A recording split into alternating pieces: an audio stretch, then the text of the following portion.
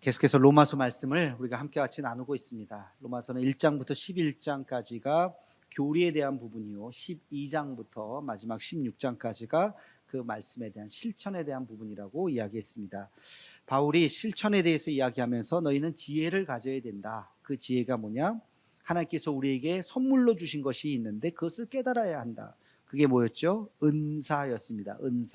은사를 깨달은 우리들이, 은사를 받은 우리들이 이제 그것을 가지고 세상에 나가서 그 사랑을 전해야 되는데, 제가 로마서 12장 말씀을 쭉 읽어보니까 사랑의 대상이 두 군데로 나오는구나. 하나는 우리 안에, 교회 안에서, 우리 성도들 안에서, 우리 교회 안에서 우리가 어떻게 사랑해야 되는지에 대해서 이야기를 했고, 그리고 14절부터는 그 사랑을 가지고 교회 문을 열어서 교회 밖에 세상을 향해서 우리가 어떻게 그 사랑을 전해야 하는지에 대해서 이야기하고 있구나.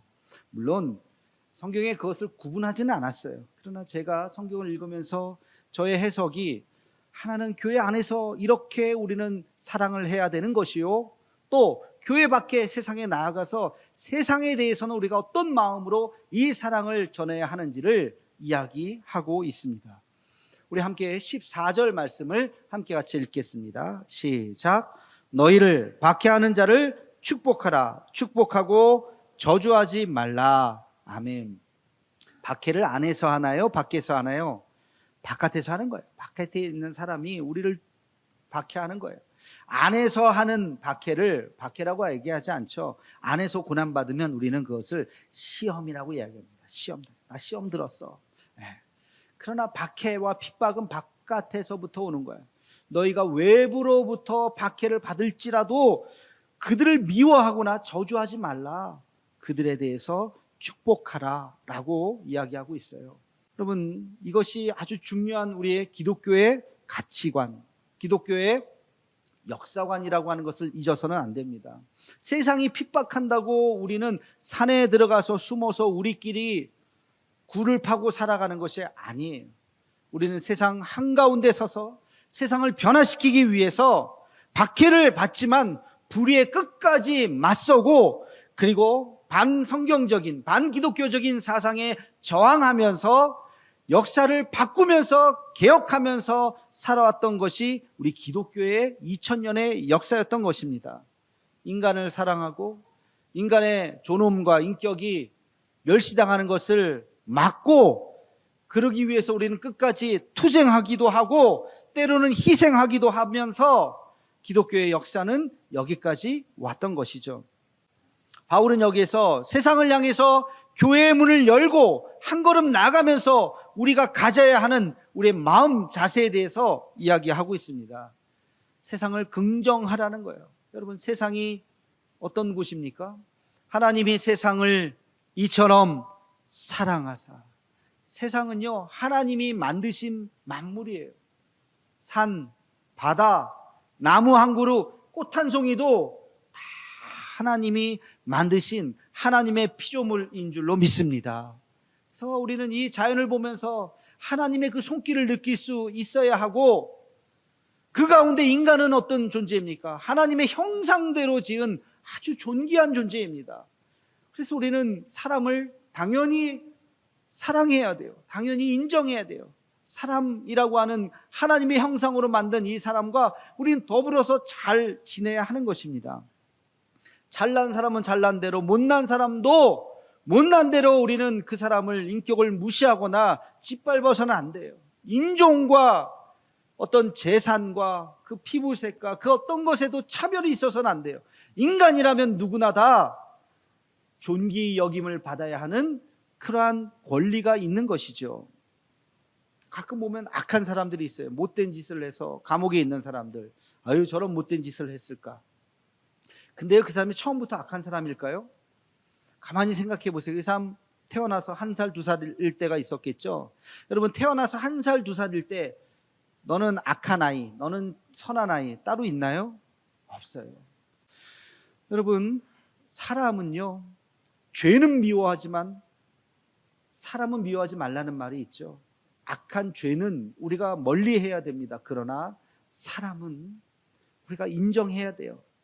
우리가 그 사람이 못됐다 할지라도, 악한 일이를 저질렀다 할지라도 그들을 품을 수 있는 넓은 마음이 있어야 할 줄로 믿습니다.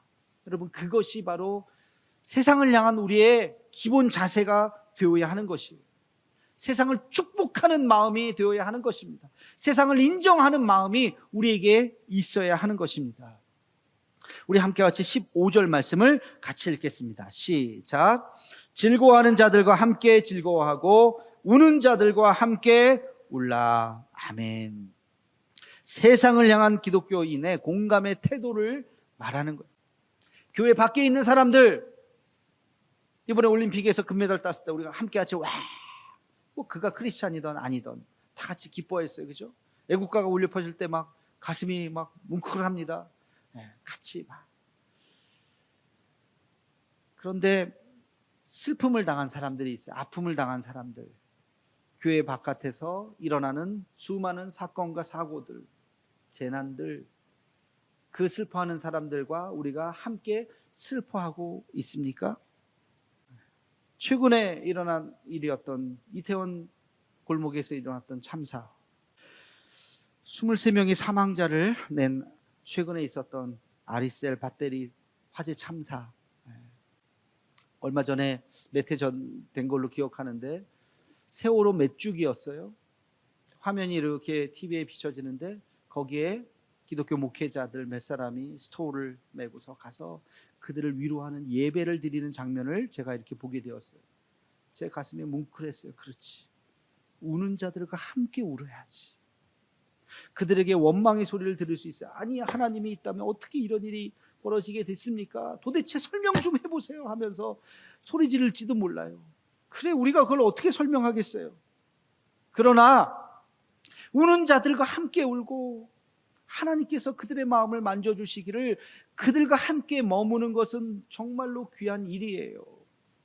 포항에 지진이 일어났어요. 죽은 사람은 다행히 없지만 큰 고통을 겪었습니다. 2년 전 흰남노 사태로 많은 사람이 희생당했어요.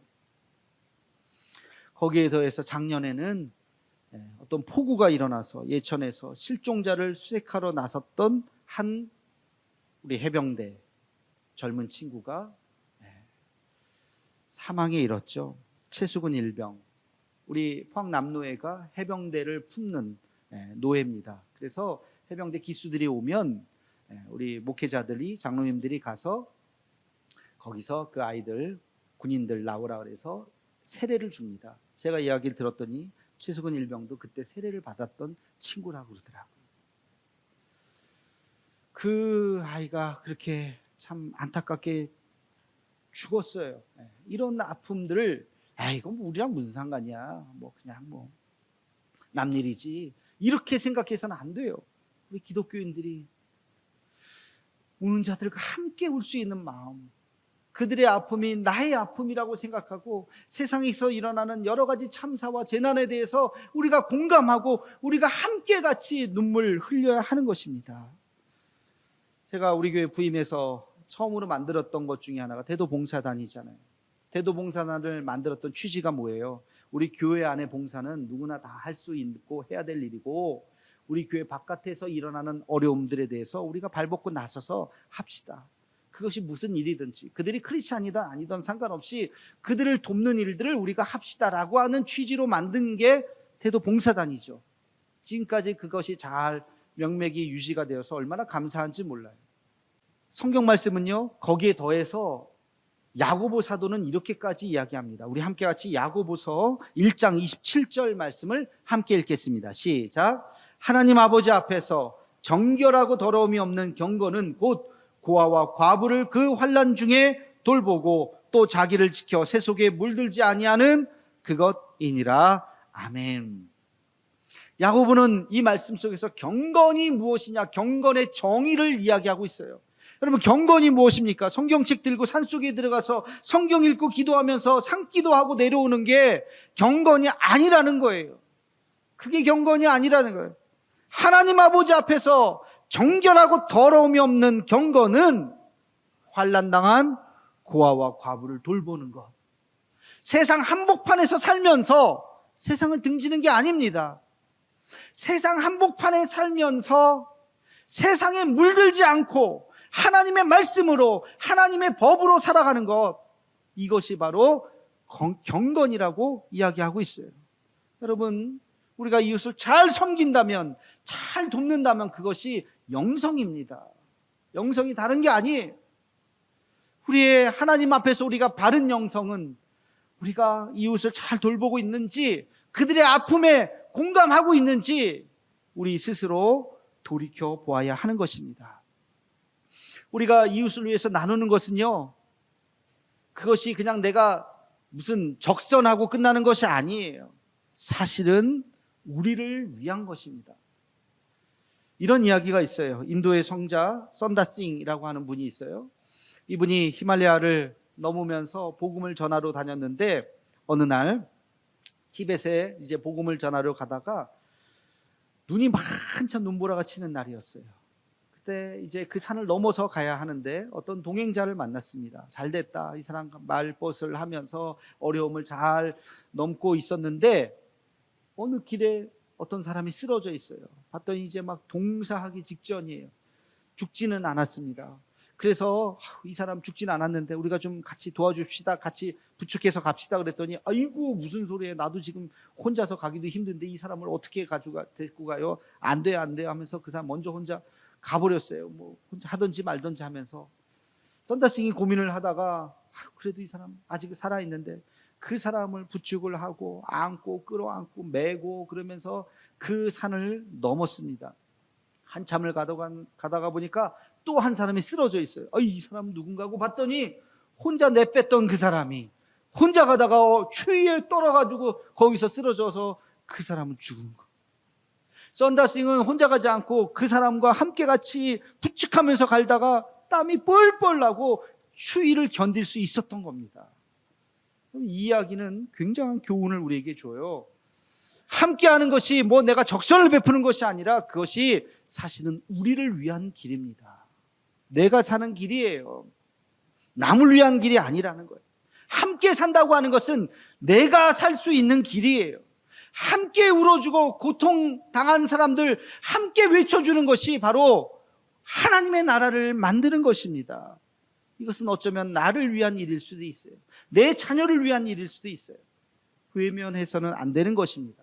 함께 웃고 함께 울어줄 수 있는 우리가 되기를 주님의 이름으로 축원합니다.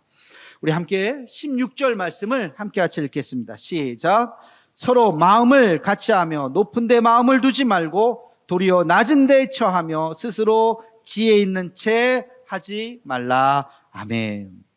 한마디로 뭐 하라는 거예요? 겸손하라는 거예요. 교만하지 말라는 거예요. 있는 채 하지 말라. 낮은 데로 가라. 겸손. 여러분, 바울이 지금 겸손을 이야기하는데요, 그 당시 로마 시대에는 겸손을 미덕이라고 말하지 않았던 시대라고 합니다. 겸손이 아니에요. 센 자, 강한 자가 미덕이에요. 이겨야 됩니다. 반드시 싸워서 이긴 자가, 강한 자가 미덕이고 겸손한 자는 밟히는 시대였어요. 그러나 바울은 그렇게 이야기하지 않았어요. 여러분, 이것이 바울의 이야기가 아니죠. 바울은 예수님의 이야기를 한 거예요. 그리고 예수님도 구약의 이야기를 그대로 담아서 말씀을 드린 거예요.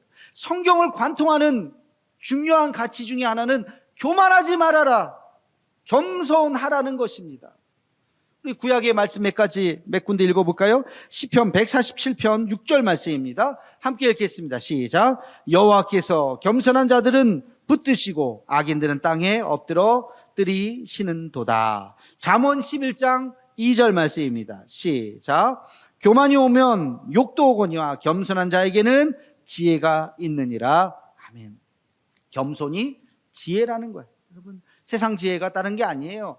겸손이 지혜라는 것입니다. 잠언 18장 12절 말씀 함께 읽겠습니다. 사람의 마음의 교만은 멸망의 선봉이요 겸손은 존귀의 길잡이니라. 아멘. 교만하면 멸망할 것이요 겸손하면 존귀 여김을 받을 것이다. 이게 구약의 가르침이요. 예수님께서도 겸손하게 사셨죠. 나는 온유하고 겸손하니 말만이 아니라 예수님은 말구예로 이 땅에 오셨고 나귀를 타고 입성하셨고 제자들의 발을 씻기셨고 십자가에 달려 죽으셨습니다. 예수님의 삶 자체가 겸손한 삶이었어요. 바울은 이 겸손의 가치를 그대로 그의 제자들에게, 로마의 성도들에게 이야기하는 것입니다. 지혜 있는 채 하지 마십시오. 뭐 좀 가진 채 하지 마십시오. 좀 배운 채 하지 마십시오. 아무것도 아닙니다. 겸손하십시오. 여러분, 교만한 자는 누구를 의지하겠습니까? 나를 의지하는 거예요. 내가 똑똑한데, 내가 잘났는데. 하나님을 의지하지 않아요. 그러나 겸손한 자는 하나님을 의지합니다. 하나님이 누구를 도우시겠어요? 당연히 겸손한 자를 도우시겠죠. 교만한 자는 다른 사람을 무시합니다. 내가 똑똑한데, 아유, 저 뭐 별것도 아닌 사람들. 그러나 겸손한 자는 다른 사람을 존중할 줄 아는 사람이, 그래서 존귀 여김을 받는 것이죠. 여러분, 이러한 삶의 기본적인 태도는 세상 속에서 완전히 다른 결과를 갖게 되는 것입니다. 이게 초대교회 기독교인의 가치관이었어요. 세상을 향해서 문을 열고 한 발자국 나가면서 모두가 다 겸손했던 것입니다. 겸손해야지, 아는 채 말아야지, 섬겨야지. 그 겸손이 세상을 바꾸어 놓았던 것이죠. 여러분, 세상을 향해서 우리가 주님의 사랑을 전할 때도 우리가 뻣뻣한 자세로 전하면 안 돼요. 겸손하게 섬겨야 하는 것입니다. 이런 은혜가 있기를 주의 이름으로 축원합니다. 마지막으로 우리 17절 말씀 함께 같이 읽겠습니다. 시작. 아무에게도 악을 악으로 갚지 말고 모든 사람 앞에서 선한 일을 도모하라. 아멘. 여러분, 17절 말씀 아주 중요한 말씀이에요. 악을 악으로 갚지 말아라. 다른 표현으로 하면 뭘까요? 복수하지 말라는 거. 복수하지 마라. 원수 갚지 마라. 서운한 거 있느냐? 억울한 일이 있느냐? 용서하라는 거예요. 이해하라는 거예요. 품으라는 거예요. 악을 악으로 갚지 말라는 거예요. 여러분, 이 세상에 일어나는 수많은 악의 근원이 뭘까요? 다 복수에서 나오는 거예요. 미움과 증오와 질투와 거기에서부터 모든 악이 시작되는 것입니다. 전쟁이 왜 일어납니까? 끔찍한 전쟁이 결국엔 보복이에요. 한 대 맞으면 10대 때리는 거예요. 10대 맞은 사람은 또 잘 준비했다가 100대 때리는 거예요. 100대 맞은 사람은 또 준비했다가 1000대 때리는 거예요. 이게 전쟁이에요. 피해 보복이 끊임없이 일어나는 거. 이게 인류의 역사잖아요. 그러나 예수님은, 그러나 기독교는 그렇게 말하지 않았어요. 참아라. 악을 악으로 갚지 말라. 용서하라. 인내하라. 화해하라. 이것이 기독교의 가치관입니다. 성경에 나오는 인물 예를 들어볼까요? 누가 떠오르십니까? 바로 요셉입니다. 요셉. 자기를 형들이, 다른 사람도 아니고 자기의 피부치들이 자기를 애굽의 노예로 판다? 돈을 받고? 그럼 그거 이해가 되시겠어요? 용서할 수 있겠어요? 내가 지금 막내여서 아무것도 모르니까 그렇게 막 에이 장난이겠지 장난이 아니잖아요. 그렇게 한평생 가서 고생하고 살았잖아요. 이제 요셉이 힘이 있게 되었어요. 애굽의 총리가 되었어요. 형들이 자기 앞에 머리를 쪼아리게 되었습니다. 이야, 이런 복수의 날이 왔어요. 당장 감옥에 가두고 당장 고문을 하고 그냥 목을 쳐도 시원치 않을 판국인데, 요셉은 그렇게 얘기하지 않았잖아요. 형님들 일어나소서. 나를 이 애국으로 보낸 것은 형님들이 아닙니다. 하나님이 나를 이곳에 보냈습니다.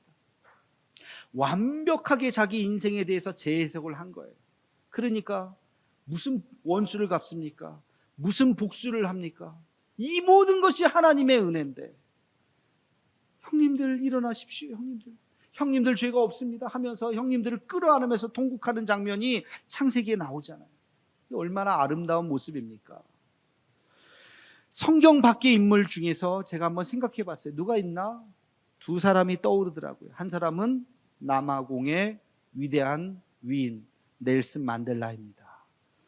여러분 아마 아실 거예요. 넬슨 만델라 인권운동을 하다가 흑인 운동을 하다가 이분이 옥에 갇혔어요.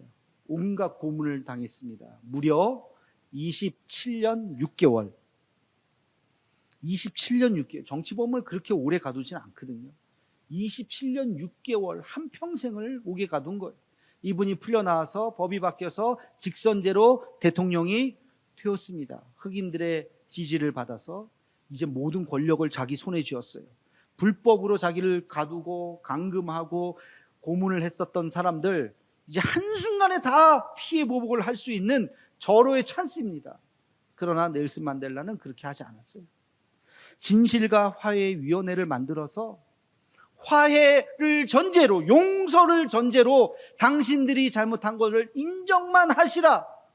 이미 다 용서했다. 이미 다 화해했다. 이런 법을 만들어서 진실과 화해위원회로 모든 나라가 더 이상 보복하지 말고 원수 갚지 말고 하나가 되도록 했던 사람이 넬슨 만델라입니다. 여러분, 이 진실과 화해위원회를 만들면서 그 위원장을 데스먼트 투투 대주교를 임명했어요. 이분이 멋진 말을 남겼어요. 정말 역사의 명언이에요. 용서 없이 미래는 없습니다. 이분이 쓴 책 제목이기도 한데요. 용서 없이 미래는 없습니다. 미래로 나아가야 되잖아요. 젊은 세대들에게 꿈과 희망을 줘야 되잖아요. 미래로 나아가기 위해서는 이 문제를 풀어야 돼요. 어떻게 풀어야 돼요? 용서 없이 미래는 없다는 거예요. 용서를 전제로, 이미 용서했어요. 인정만 하라는 거예요. 그래야 억울한 사람이 마음이 풀어질 거 아니에요. 여러분, 역사는 이런 거예요. 그리스도의 사랑이 있는 곳에 용서가 있는 줄로 믿습니다. 그리스도의 사랑이 있는 곳에 화해가 있는 줄로 믿습니다. 예수님이 그러셨죠. 또 한 사람이 생각납니다. 누구냐면 바로 위대한 우리의 스승 손양원 목사님.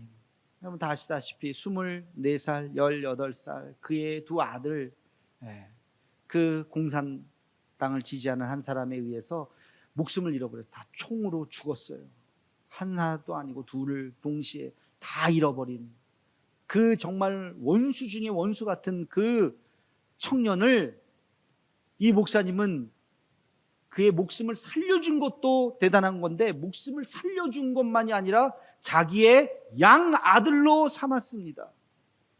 이게 성경에 있는 얘기라면 뭐 성경에 그런 얘기가 있겠거니 하겠지만 성경이 아니라 우리나라에서 벌어진 1948년에 일어났던 이 안타까운 현실이에요.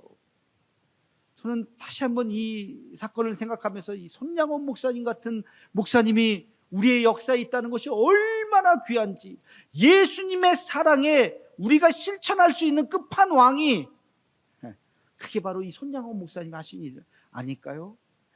그 자기를 죽인 아들을 용서할 정도가 아니라 자기의 양아들로 삼으셨다. 이게 바로 기독교의 사랑입니다. 이게 바로 예수님의 사랑입니다. 세상을 변화시켜야 된다. 세상을 변화시키는 힘이 뭐냐? 그게 바로 사랑이에요. 그게 바로 용서예요. 그게 바로 십자가의 희생인 줄로 믿습니다. 여러분, 예수님께서 능력이 없어서가 아니잖아요.